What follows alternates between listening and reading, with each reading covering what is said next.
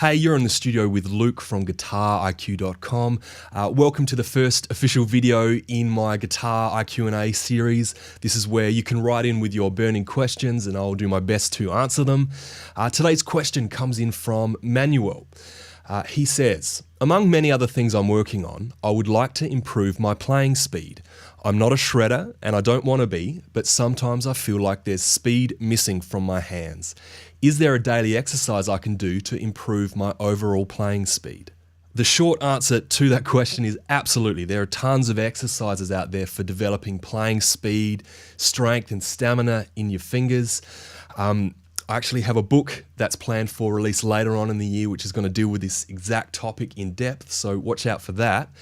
However, all of the speed exercises in the world probably won't help you much if you don't have the basic foundations in place. So in this video, I wanted to briefly go over an overall framework for developing speed and knowing what to work on. In writing my book, Lead Guitar Breakthrough, I touch on this idea of developing playing speed.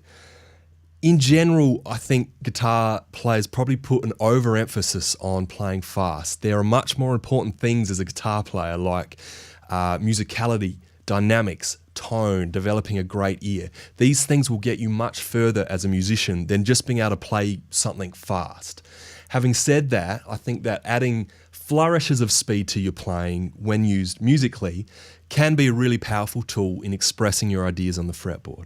The key thing I want you to take away from this video is simply this: speed is the byproduct of two key things. They are accuracy and economy. So first, accuracy. There is a dramatic difference between playing something fast and playing something badly at a fast tempo. A while back I read a book and there's this section in it, I think it's The Talent Code by Daniel Coyle, where he visits this prestigious music institution, and one of their key philosophies is if someone can walk past your practice room and identify the song you're practicing just by listening to you play, then you're playing it way too fast. Now, this idea of practicing in slow motion, when you slow things right down, you have time to think about your technique. You can focus on making your notes clean and consistent. And most importantly, you have time to spot all of those problem areas that keep tripping you up. Once you can play something perfectly at half speed, for example, you can then slowly work your way up to replicating that at your ideal tempo. Now onto the second key, economy. What on earth does economy mean? It means working on getting your technique to a point where you can eliminate excess movement, tension, and stress from your playing. Examples of this are not being mindful of your body position, having a lot of tension in your shoulders and neck and back, or pushing down too hard on the strings, or pulling your fingers too far away from the fretboard between notes. It could be holding the pick in a way which is sort of counterproductive to what you're doing, or placing excess strain on your wrist, forearm, or elbow. Admittedly, this is quite a big topic, and it's something that I think guitar players probably don't focus enough on. However, the general principle is really simple. Smooth, relaxed movements are far more conducive to playing speed than tense, rigid ones.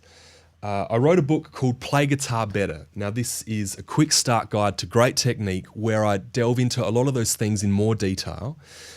So if you are looking to get a bit more from your technique, I think this is something that a lot of people will find helpful. So when looking to develop playing speed, they're two of the really key ideas I think you need to focus on. To recap, the key takeaway is that speed is a byproduct of accuracy and economy.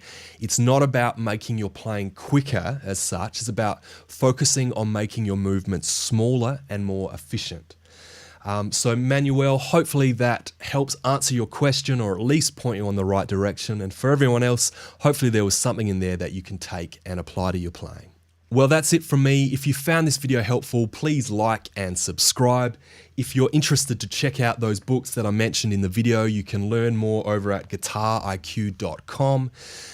If you have a question that you'd like answered, make sure to leave it in the comments of this video or head over to the website and hit the Q&A tab and you can send your question through there.